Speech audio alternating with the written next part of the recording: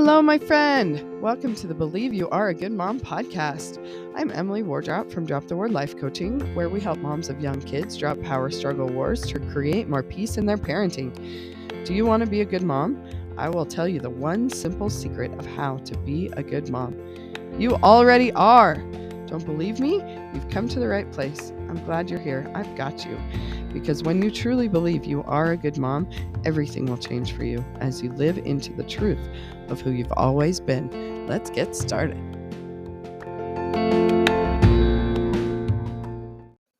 Hello, my friends. Thank you so much for joining me for another episode of Believe You Are a Good Mom. And today we are discussing probably the number one biggest lie that your brain is going to tell you that's going to prevent you from believing that you are a good mom. Okay? You ready to hear what that lie is? Your brain probably already told it to you. As soon as you heard you are a good mom, what's your brain come back with? No, you're not. Why not? Okay, well, one of two reasons. One is because of what you did, and the other is because of what your kids did. Okay, so we talk a lot about how your worth does not come from your works. Okay, you are a good mom, it's who you are, and what you do does not determine whether you're a good mom or not. And that right there is mind jiggy enough. You want to argue with me? I guarantee that, of course it does.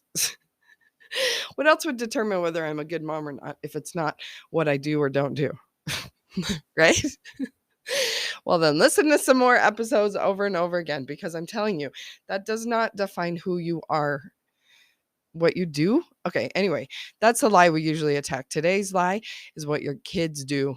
Okay, so your child's behavior does not determine whether you're a good mom or not. What? Let me say that again. What your kids are doing is not the determining factor of whether you're a good mom or a bad mom. Wait, what? I'm telling you. Our brains are telling us lies. They're telling us the opposite of this statement. Okay. So whether it's how your toddler is freaking out at Costco or how your kid, quote unquote, turned out, it's not your fault, mama. It's not. You just do not have that much power over your child.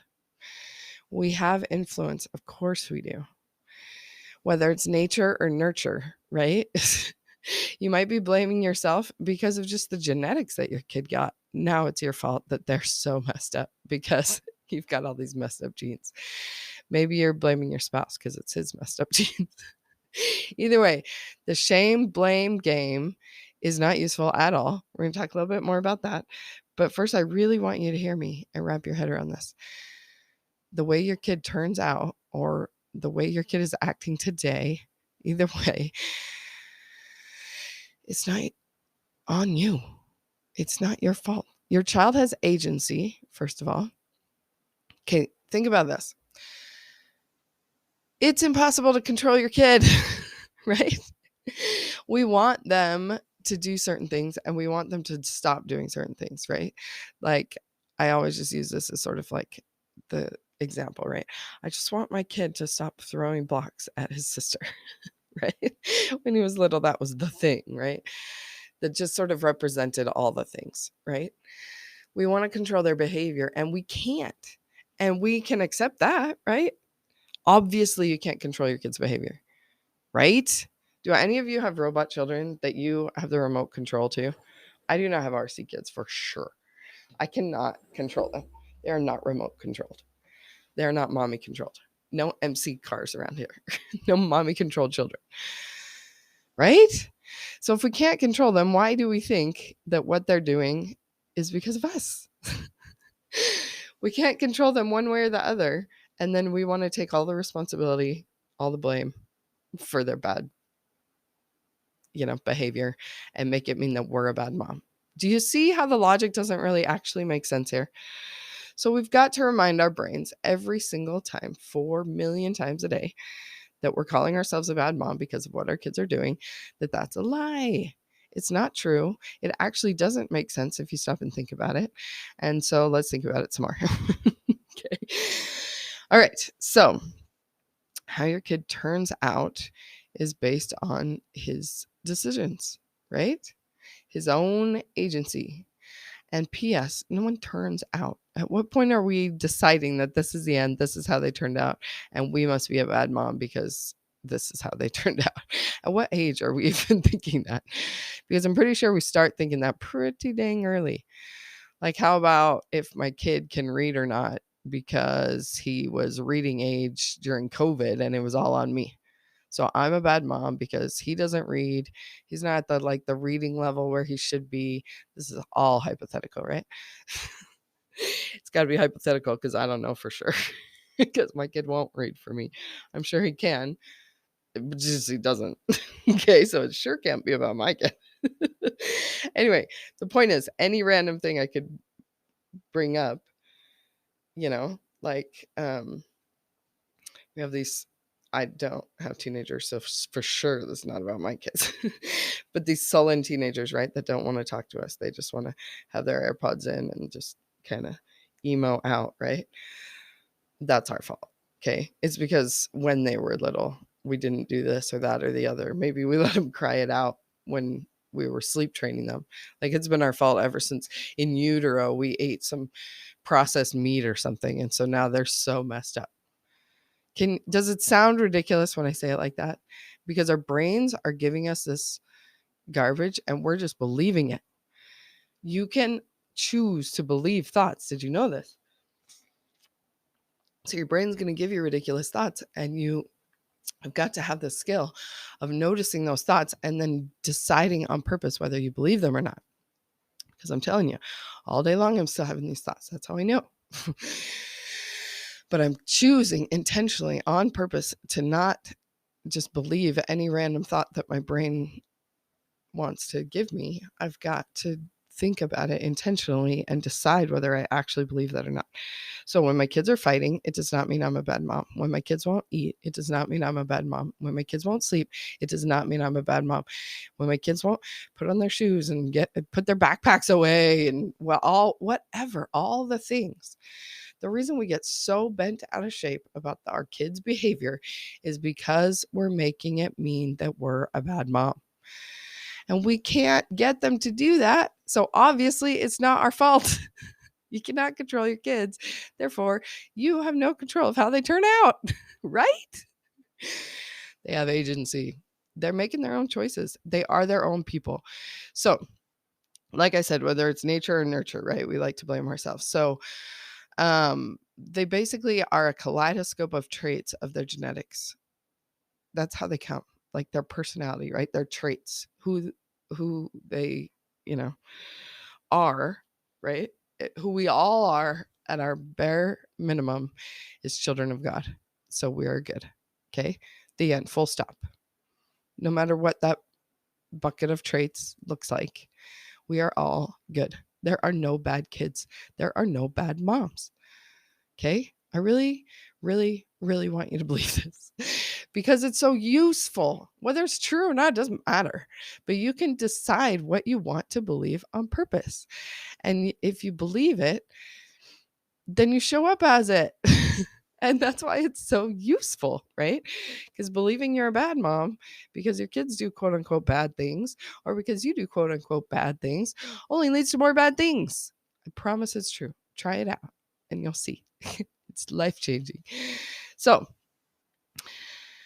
maybe their kaleidoscope of gene traits are things that you don't like about yourself. Maybe you have passed on some quote unquote bad traits. And why is that a problem? Why is it a problem that you have those quote unquote bad traits? Or that your husband does? Or that your ancestors did? Whoever it is that you're blaming for the nature part, right? Who your kid is not a problem. It's not a mistake. It's not a reflection on you, meaning they're not bad because you're bad. It's the opposite, actually.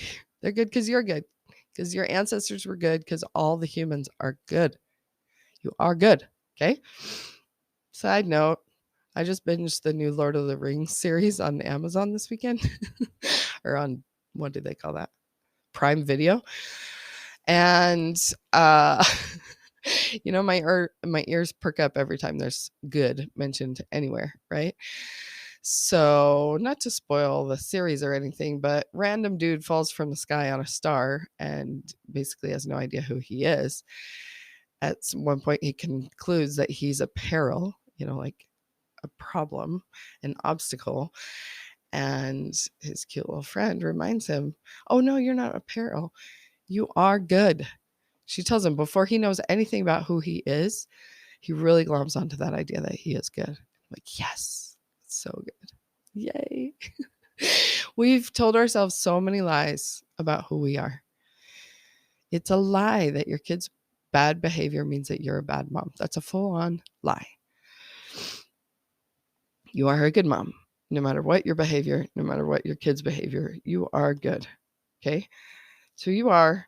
And then you're also shoved into this mortal experience where we're all human. We have these human brains that like to give us lies, that like to produce quote unquote bad behavior. But we're not our behavior. We just are good. Okay? And then when we believe that, we can make good choices and do good things and repent when we don't. All of that is a lot easier when you believe that you are good, in my experience. That's been like the thing that changed everything else. And that's why I shout it from the rooftops here. Okay. So another way it's really obvious that it's not your fault that your kids turned out bad is that look at if you have multiple kids. The same bunch of kids is being raised in the same house with the same crazy mom losing her marbles every morning to try to get the kids out the door. And some of them make that mean some things, and some of them make that mean other things, and some of them behave one way and some of them behave another way. Like, if it was all my fault, then they would all turn out the same, right? Don't you think that's what that kind of means with that logic? So it can't be my fault because they're all so different. Okay, I cannot control them. They're their own person. They have their own thoughts. They do their own thing. They feel their own things. Because seriously, like they're all at the same dinner table and they're all thinking different things. They're all feeling different things. They're all doing different things.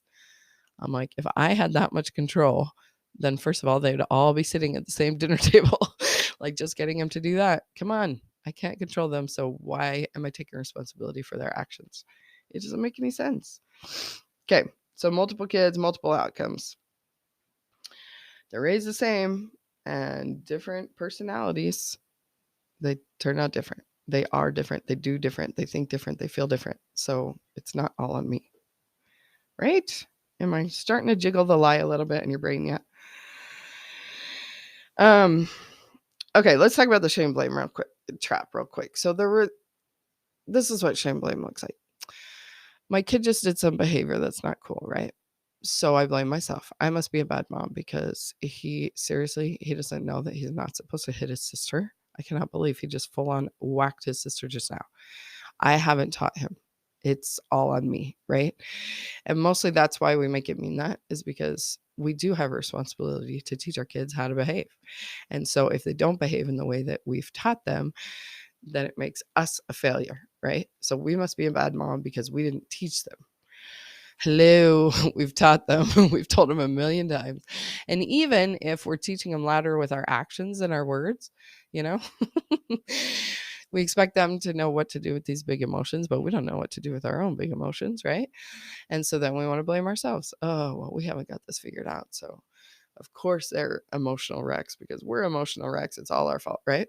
Okay, so that's shame, right? We're shaming ourselves for what our kids are doing.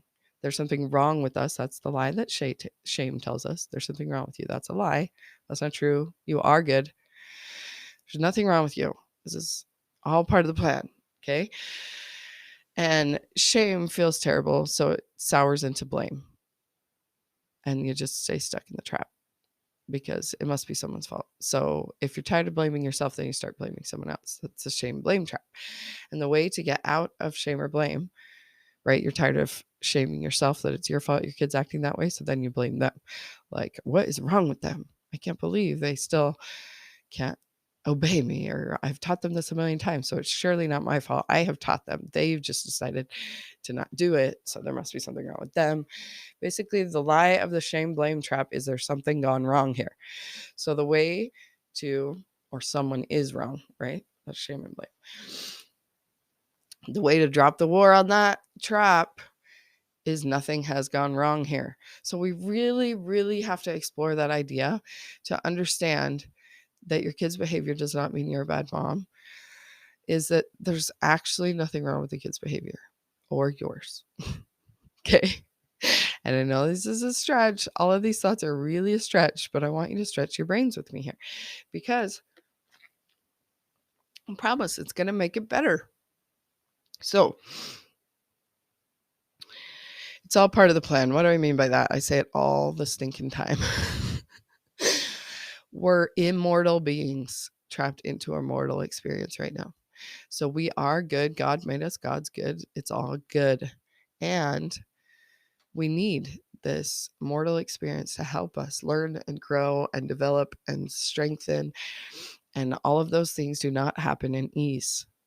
They happen from resistance. Muscles are torn down and built back up stronger when you're lifting heavy enough weights, right? Or that you do enough reps, no matter how heavy the weight is. So that is literally the reason we are on this earth and why it's hard. It's supposed to be hard. It's designed that way. We're literally designed for it to be hard. So our brains function in ways that we're like, what is going on here? Like, why do we have to think these lies and believe them and make it so much harder on ourselves? Because hard is the whole point. Okay. So basically, if we're expecting our kids to just behave perfectly so that we can believe we're good moms, then who's going to learn anything from any of that? Right? It's their bad behavior, quote unquote, or our bad behavior that we're learning from. Like, doing things that we're not supposed to do is how we learn. If we just hear a rule, follow the rule, la-di-da-di-da, like good, we, are blessed by keeping that commandment. It keeps us out of trouble, but we don't really learn too much. We just learn that, like, if we do what we're told, then la-di-da. First of all, bad things still happen even when you keep the commandments. And second of all, I'm not proposing that we go out and break a bunch of commandments. I'm just saying that our natural man is going to anyway. So there's a lot to learn from that. We don't have to go out looking for trouble. Trouble is just right there in our brains, causing havoc all the time. So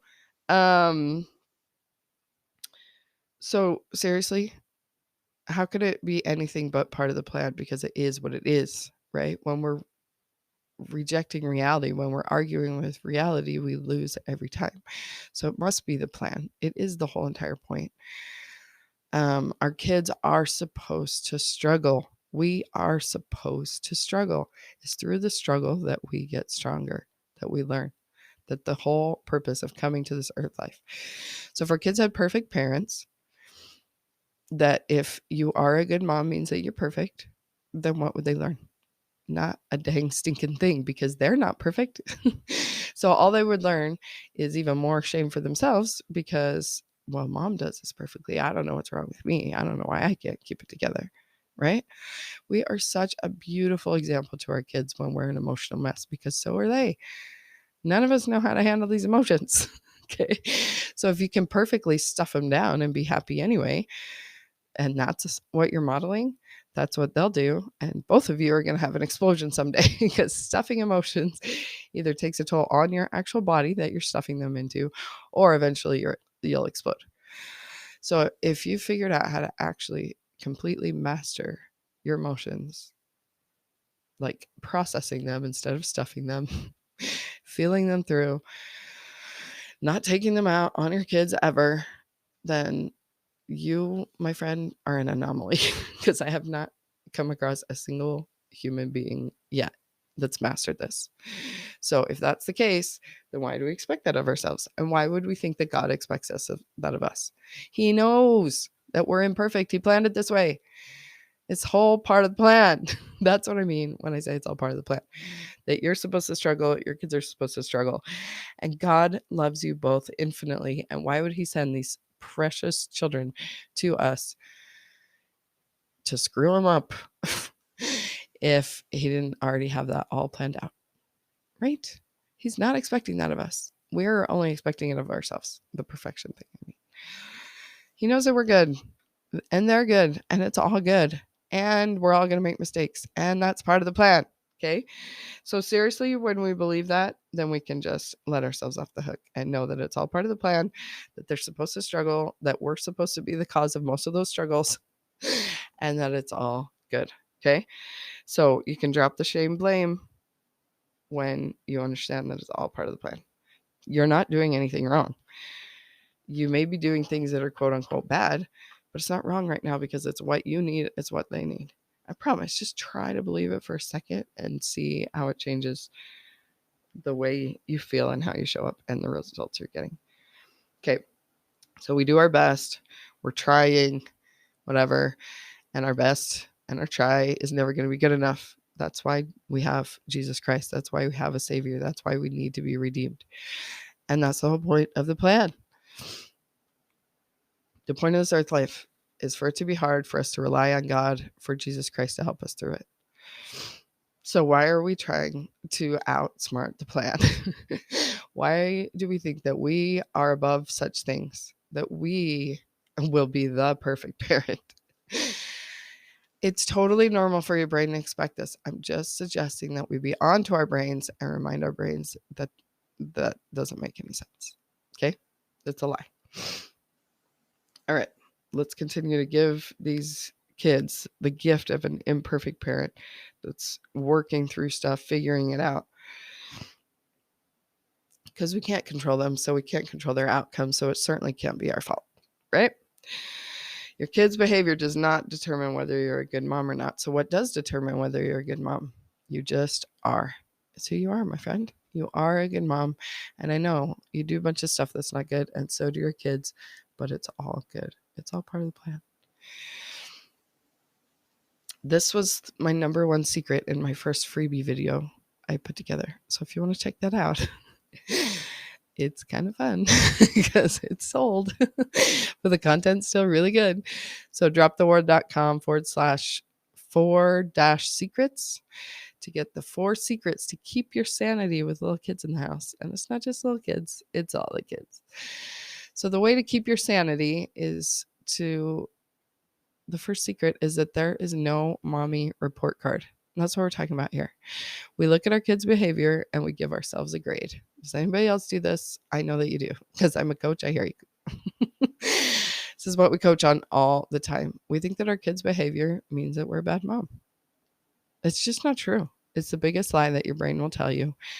And it's okay that your brain tells you that lie. It kind of makes sense. I mean, it makes sense that it would think that on default, but really when you look at it, it doesn't make any sense. So continue to really look at it. If you need help with this, like I said, that's what we do in coaching.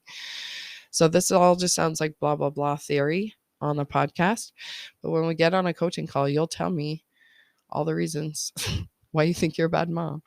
And we'll coach through them. We'll pick at your own brain, your own thoughts. Because these are my thoughts, right? And those that I've picked up from other people. But you and your own brain has its own style of lying to you.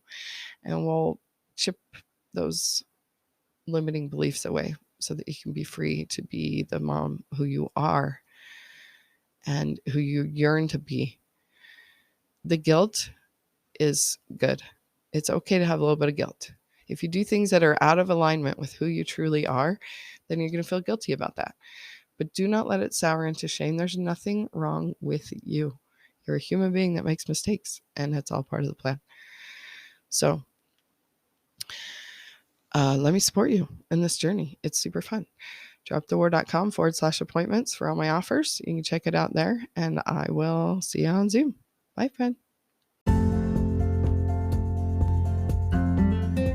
Hi, thanks so much for listening. Have you signed up for your RBC yet? What is an RBC? Well, it's a relationship boost call, and I am gifting 365 of these for free this year. So go to dropthewar.com/appointments to find a time that works for both of us. We'll hop on Zoom for a quick 15 to 20 minutes, and all you got to do is have somebody in mind that you want to improve your relationship with.